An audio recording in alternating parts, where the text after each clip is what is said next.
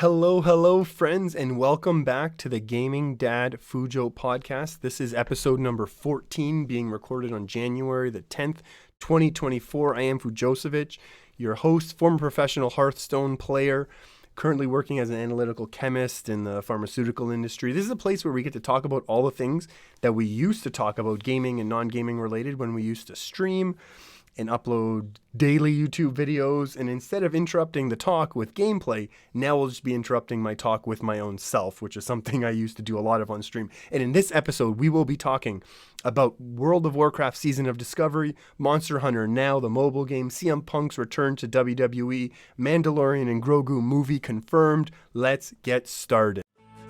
He's got no time to play video games. He's the gaming dad, Fujo. Nailed it. All right, we're getting right into it, and we're going to say hello, everyone. Happy New Year, happy holidays, Merry Christmas, happy Hanukkah, however you celebrated or didn't celebrate. It's been a little bit long. This episode was supposed to be recorded and uploaded midway through December, and then it didn't happen, and then the Fujo household got all sick, and then obviously New Year's and got sick again and returning to work, and here we are, and we're going to get going. The plan has always been every other Friday uploads. We're going to aim for on average every other Friday for the year of 2024. Feel free to hit that subscribe button, hit the bell on YouTube.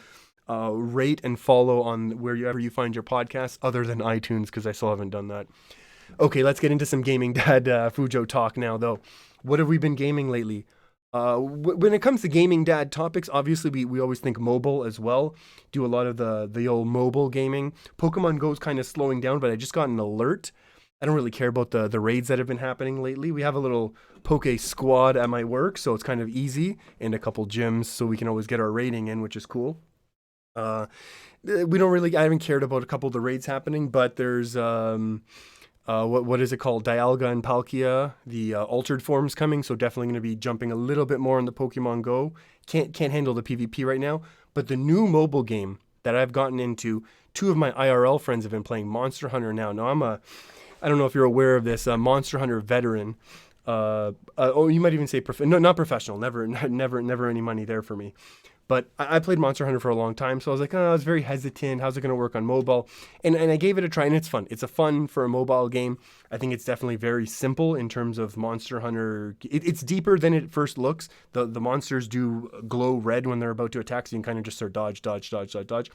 But because there's a really short timer, a lot of pressure is put on you you have to be doing high DPS in order to take down the monster. So it's kind of interesting that way. Kind of a bit of a twist where I think, what was the latest Monster Hunter on the Switch? You had a 30-minute, 40-minute kill time. So slightly different than the 2 minutes that you have per monster on mobile. Still, it's fun. It's definitely Monster Hunter. You fight the big monsters, you have the cool weapons, they're slow and they all have different speeds, and you can charge up the hammer. Hammer's my favorite, just because it's cool to bonk different big monsters. Definitely limited monster selection. They're starting to add some seasonal monsters right now in the winter and stuff like that. So it's kind of with a Barioth is the current seasonal monster. So that's kind of cool. Little ice mini dragon type thingy that's going on with Barioth. It's cool game. It's fun. It's definitely very Monster Hunter in that it's very grindy. So you kind of have to I need to upgrade this thing. I need 43 claws. Well, okay, I got to take out the little monsters. And I need 18, Rathian spikes. Great, Rathian, however you want to pronounce it. We all know I pronounce things weird around here. That's fine. So that's kind of the mobile gaming that's been going on now. Very, very dad gaming-esque, right? Definitely very, very casual that you can do it whenever, wherever you are. And that's all right. It's definitely been a lot of fun. Let's jump into the big meat and potatoes, though, of the gaming, of Gaming Dad Fujo's gaming. World of Warcraft Season of Discovery. Fantastic launch. Delayed 10 minutes. They had to do quick server maintenance. It was classic, incredibly vintage World of Warcraft. I played right at the server launch there because I thought, you know what, I love experiencing those moments. Those moments are just fantastic. I got to play less than an hour because, there's family responsibilities and stuff like that. So super intense mob competition, people just camping right where mobs are spawning, spamming their instant abilities to try and get a tag to get some experience. Nowhere, I know I've mentioned before in the hardcore realms, Generally it's, level 10 in less than 2 hours. That did not happen on launch day. I don't think it's possible on launch day for that to happen for anyone, but it was a ton of fun. I am playing on the Wild Growth North American servers. If you're interested in joining, Fujo Shaman is the name. Currently guildless, currently not level 25. Why? Because I have a problem with making alts. I did actually get an alt to 25. Currently the level cap's 25, which I think is super cool that they're doing this different gated, level 25. It's been announced. When is it? January 28th. Is that right? Is it February 8th? I think there's an 8th in it at some point. February 6th, I think maybe that makes more sense looking at it quickly looking at a calendar. So we have about a month left. I'll get the shaman leveled up. We'll get into some raids. The really cool thing is they're also capping PvP because, right now you can only make it to rank 3, which gets you a really cool cloak at level 25. Coincidentally, it's almost like they thought that through. The only issue is PvP's kind of run into a bit of a problem because there's only Warsong Gulch, which is cool. Warsong Gulch is fun. It's capture the flag. Every online game can always do a good capture the flag. Unreal Tournament, back in the OG Unreal Tournament, does a fantastic capture the flag. World of Warcraft, I think, does a great capture the flag in Warsong Gulch. The problem is, I feel like my experience has been over 50% against pre-mades, which is not fun. Also, those pre-mades basically run 3 or 4 priests, which with these Season of Discovery runes, mostly penance, are a little overpowered for healing. And they'll run 3 or 4 priests and then 3 or 4 hunters and then anything else. And you're going to wipe most pugs, most random solo queuers. So there's a bit of a problem with that. It looks like it's not actually being addressed. The official response from Blizzard was, well, we see that some people really like these organized 10 versus 10 battles. No. No one likes the organized 10 versus 10 battles. People like to queue up with 10 people organized and crush people who are unorganized so that you can get maximum rewards, which we're going to take a second step back. As my old gaming dad self, I play video games to have fun. So when I queue up Warsong Gulch, I love those intense back and forth, and we get 2 caps, and then the alliance. I'm also Horde. I guess I told you the name was Fujo Shaman. Of course, I'm going to be Horde. You know what I mean? So you have these back and forths, and like, can I throw out a clutch heal while also trying to throw a flame shock over there, and all this this interesting fun back and forth. And I understand people want to optimize their time. Time is limited. Trust me. That's one of the big things. Obviously, whenever I make this joke about gaming dad hours, I get it. Time is super limited. But it stinks that it's sucked the fun out of when you queue up and you see that you're going against a pre-made and you're like, well, what are we going to do now? Are we just going to let them 3 cap us so that we can just get on to the next game and hopefully actually have a game? And it's really disappointing that that's become so much of the wow, this is going to be a big word, the pervasive thoughts in these battlegrounds where people are like, well, let's just let him beat us. We'll hopefully get him next time. Aren't we there to have some fun? Like, you might be losing. If you're going up against 4 priests and 4 hunters and 2 anythings, you're probably going to lose, especially if they're somewhat organized. Some of the pre-mades are going to be on their Discord. I know in my brain, I always want to say Vent because Ventrilo used to be the way we talked online back in the day, but it's Discord now. I'm getting with the times. And it's disappointing that it's just let him go. It's not efficient for us. But let's have some fun. Let's do something. It's disappointing that that's become the mentality of everyone has to be optimized instead of let's go out and have some fun. That's why I play games. That's why I enjoy Mario Maker still. Like, sure, I'm not going to go out there and be the best Kaizo player, but there's a lot of cool, fun, interesting, challenging levels I can play there. We've also seen a lot of balancing updates. Hunters have been nerfed a few times. Shaman, Star Surge got buffed. A couple, again, these are runes these are some of the runes I'm rattling off here. It's been interesting to see things actually get updated, nerfed, and buffed very quickly. Admittedly, I feel like it was back in vanilla WoW, back in the day in 2000, whenever, in 1994 when the original WoW servers went live, I feel like, right? So it's really, really interesting to see that as well. It's just I feel like the only disappointment is the way that PvP pre-mades are getting handled. I know any way you try and counter the pre-mades, people will work around it. I know I've done it before. I think during the Cataclysm expansion, when they didn't allow grouping, you would just get, I think it was Vent back then. I don't think it was Discord. It had to be Vent back then. You get into a Vent server and everyone say, okay, queue up on 1, 2, 3. And then you'd all queue up and you say, did everyone get into group 8? Okay, join. And if 30 of the 40 of you in Alterac Valley were from the Vent server, you would probably be able to organize and win. So there's always ways around it. It just, yeah, I don't know. They could probably make it a little discourage a lot of people from doing things like that. And you know, because the idea is let's have some fun and play a fun and interesting game. Okay, so that's where we're at. We're going to try and get our shaman up. We're going to stick with the shaman. We're going to stop. I've had enough of make 14 alts and have everyone at level 10. That's great. Let's actually commit. Let's do it. That's where we're at for there. Let's get on to some other, the Fujo sports update. Next topic. I love this. Well, also as a Toronto sports fan, there was this whole Shohei Ohtani watch.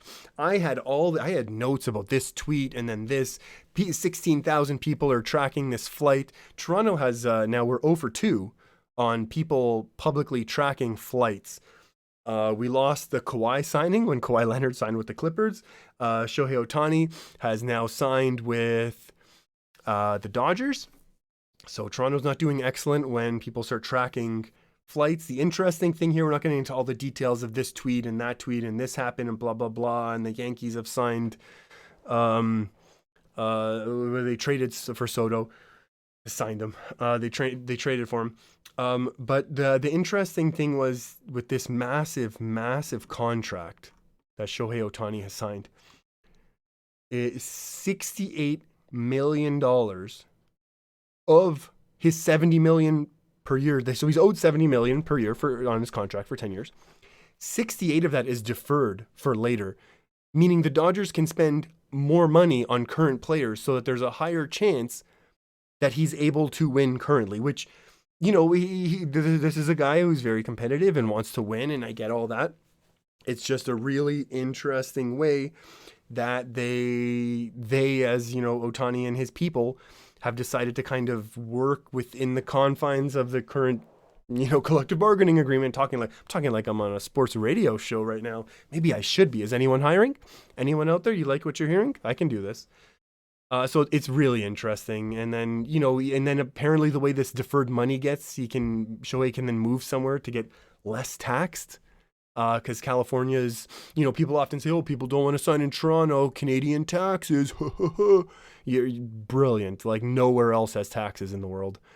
California has super heavy taxes, and he signed with the Dodgers. But because the way this contract is built, he's going to be able to move somewhere else, like Vegas, or Monaco or Japan, and not be taxed at the same way. So it's really interesting way to kind of work around this whole thing. So that's it was a really interesting story. The Jays didn't get the best baseball player in the world.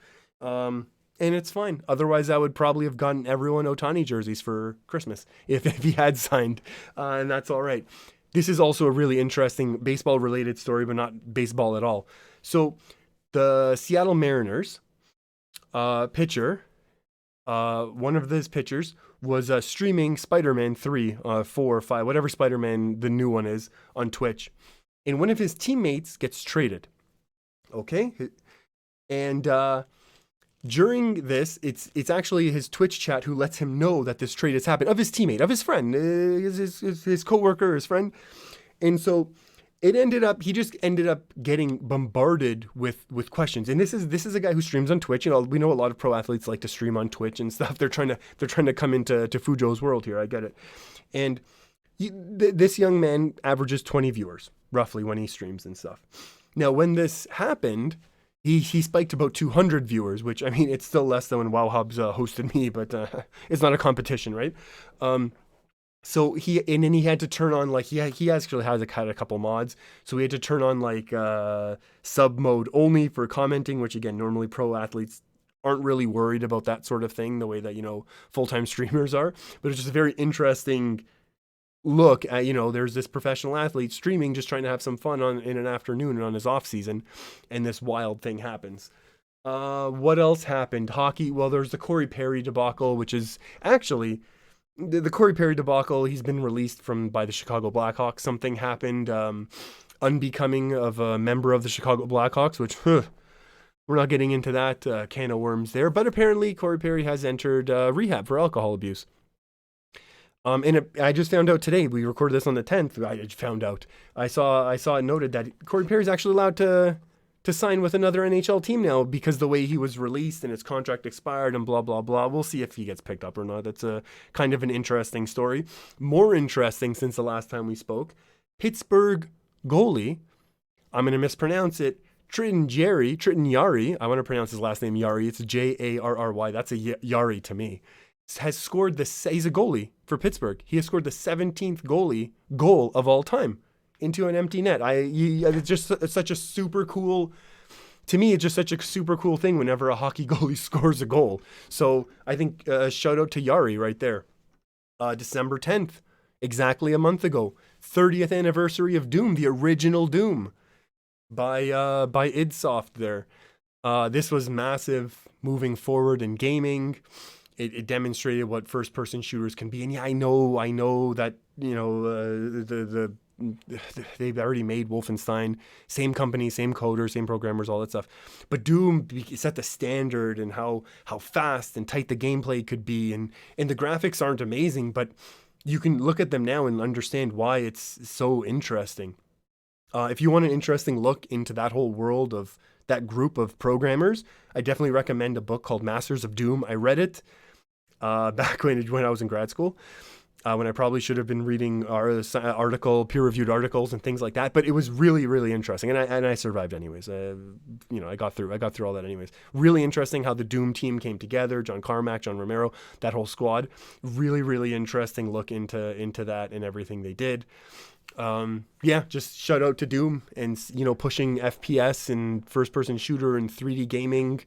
And everything that you'll in the book they talk about, later on Quake and Quake 2 and all the different lighting, how the computer science, they don't get into the technical details, but they explain that the different colored lighting is a big deal in the computer science world, as you might imagine.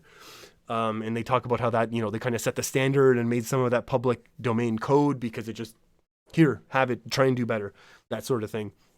Really, really interesting read and insight into, if you're interested in gaming, it's a really, really cool book. Let's move on. Oh, here's a fun one. I don't often talk about some wrestling, but I think I might start, to be honest with you. CM Punk has returned to WWE. This was after he had returned to wrestling and went to AEW. Interesting. And CM Punk shows up at the end of a pay-per-view. His first promo the next day on Raw, he opens with admittedly, well, I guess hell froze over. He's calling himself out. That's fine. The Raw promo definitely felt a little rushed, and then on SmackDown he kind of got into real ruthless Punk. It was good to see him, kind of getting back to who he is and all that stuff. Then there's been a lot of cool stuff, lots of selfies with a lot of people backstage. He's been doing stuff obviously on air with a lot of people. Apparently showing up at NXT, kind of like. Not part of their WWE's developmental and stuff, but it's still a full show. Hanging out with Shawn Michaels in the ring, taking a selfie live on a show and stuff. So really cool to see CM Punk back. His first match back with none other than Dirty Dom himself. Definitely, most improved standout wrestler of the year. I don't know what the best year maybe of all wrestlers. At least he's in the discussion for it. So that's cool. Shout out to Dom for everything he did, turning himself around from Ray's kid to be being amazing on his own. And then got to first match with CM Punk. Apparently, Punk's merch hit 6 figures worth of sales on the first night that he was back, which is just wild. That's a ton of cash. Punk is declared for the Royal Rumble, which is, to be honest, if that's the only wrestling I've watched in a long time, because I think the Royal Rumble's hilarious. Bunch of big dudes throwing each other out over the top ropes. I think it's a fantastic, fantastic time. I might watch this year again. And then, of course, like everything with CM Punk, there's blurred lines. Is Seth Rollins actually upset at him? Is he not? What's going on? So it's a lot of silly fun. I remember when I was growing up, it was always described as it's a soap opera for boys, soap opera for men, basically, right? You have all these like different storylines, and then they're fighting, and then all this stuff. It's just it's silly fun. So that's great. And then also, side note, Nakamura's been recently extra exceptional recently as well, with his promos being in Japanese, and then they have the subtitles underneath. I think it's really helping him step up a little. Forget he doesn't have to deal with just go in Japanese. He's like a cool anime character basically. Even there was the picture, the fight card for him facing in Cody Rhodes there. It was fantastic. It looked like it was like drawn like an anime fight. It was fantastic. Super cool. Shout out to Nakamura. Hope he has a great 2024. He needs a title run.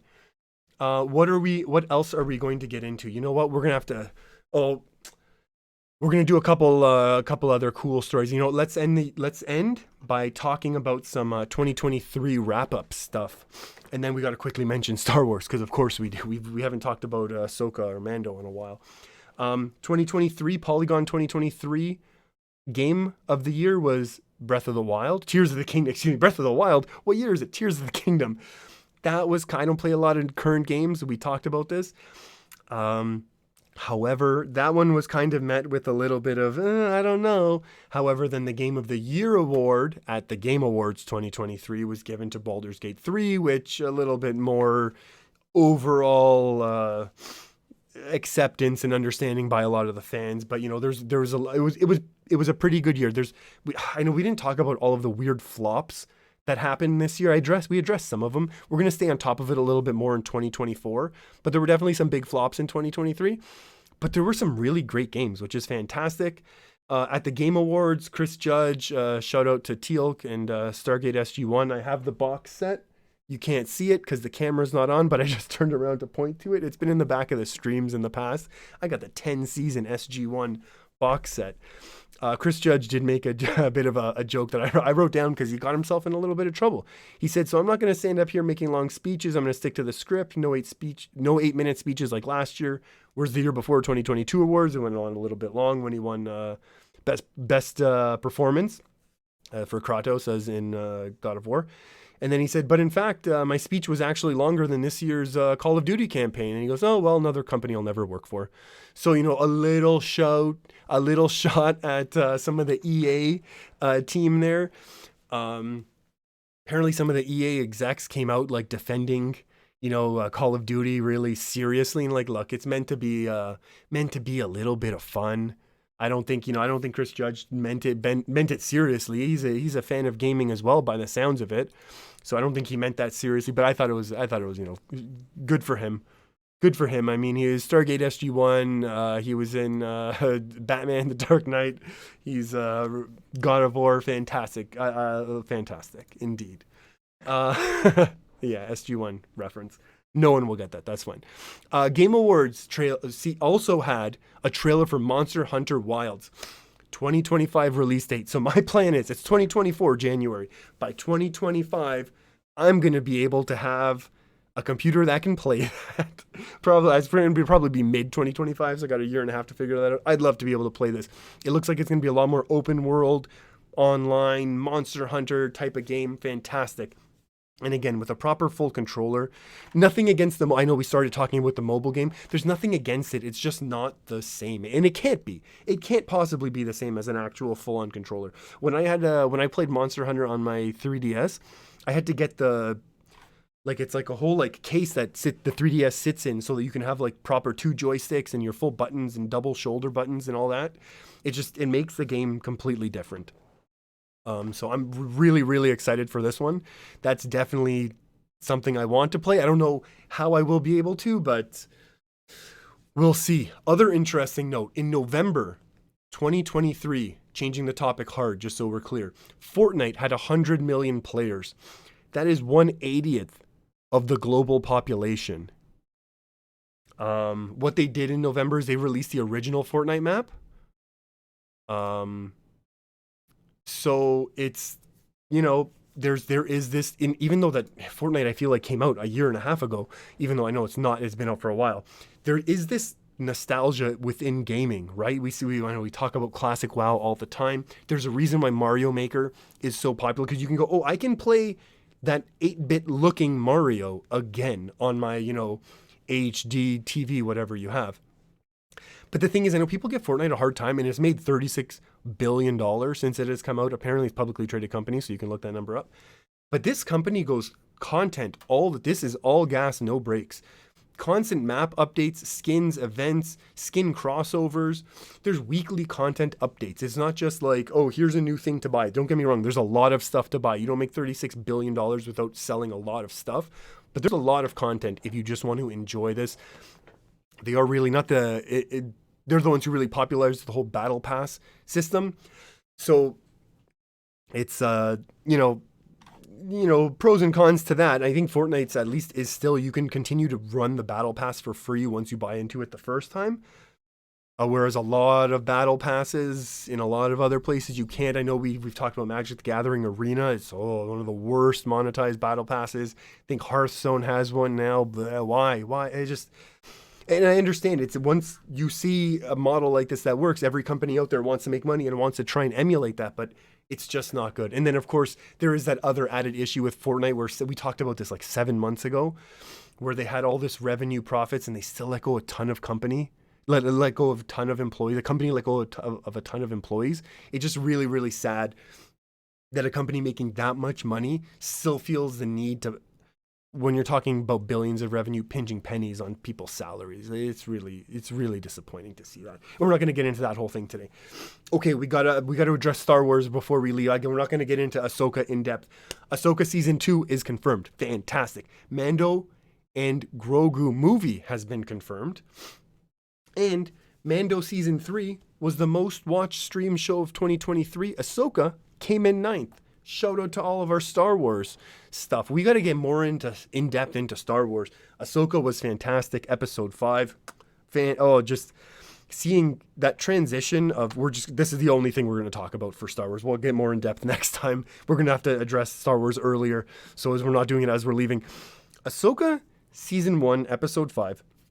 As Ahsoka transitions from older Ahsoka and then she falls, I audibly said, is she young now? And Fujoso Miss said, no, it's just a funny camera angle or something. It was dismissed, like there's no way. And then the camera starts zooming in and we're both losing it because that is little kid Ahsoka that we've seen in the Clone Wars all of a sudden. And then you see all the cloners start running by. And it's this incredible moment, which, again, full credit to Fujoso Miss, sent me the meme the next day, saw it before I did. That first scene where little baby Ahsoka is saying, baby Ahsoka, she's like 12 years old or something. She's not a baby. But she looks at Anakin and says, I don't understand. And Anakin looks back and says, that's your fault. And then like the caption on the meme is like, for Ahsoka saying like, I don't understand. It's like, everyone who hasn't watched the Clone Wars and Rebels. And then Anakin is just like, that's your fault. And it's just this incredible thing of, if you haven't watched the Clone Wars animated series on Disney Plus, if you haven't watched Rebels, Ahsoka is going to be not as impactful, but that moment, that whole sequence, that whole episode 5 is wild. It's so good. It's so cool seeing Hayden back as Anakin interacting with Ahsoka. Just fantastic. Such a good build up from when did that Clone Wars, animated show start? It's fantastic. When did Star Wars start really? When it was at 78? When did Star Wars start to build to that moment, which is really the story of Anakin and Vader? Just so good. Not enough good things to say. I know people are going to nitpick that, and Mando season 3 isn't as good as Mando 1. Maybe. But again, Mando season 3 was the story of Bo-Katan and Mandalore and the Darksaber, and that's all incredible, super cool Star Wars stuff. Anyways, we're going to end it. We don't have time to get into intense Star Wars stuff now, but that's okay. We're going to end it right there. I want to say Happy New Year, everyone. We are going to try our hardest every other Friday uploads. Stay tuned, leave a comment, hit the like button. Let us know how you're doing, how your gaming time has been. Let me know how you're doing. I hope you're staying safe. Be good to each other. And we will talk to you again very, very soon. Bye-bye.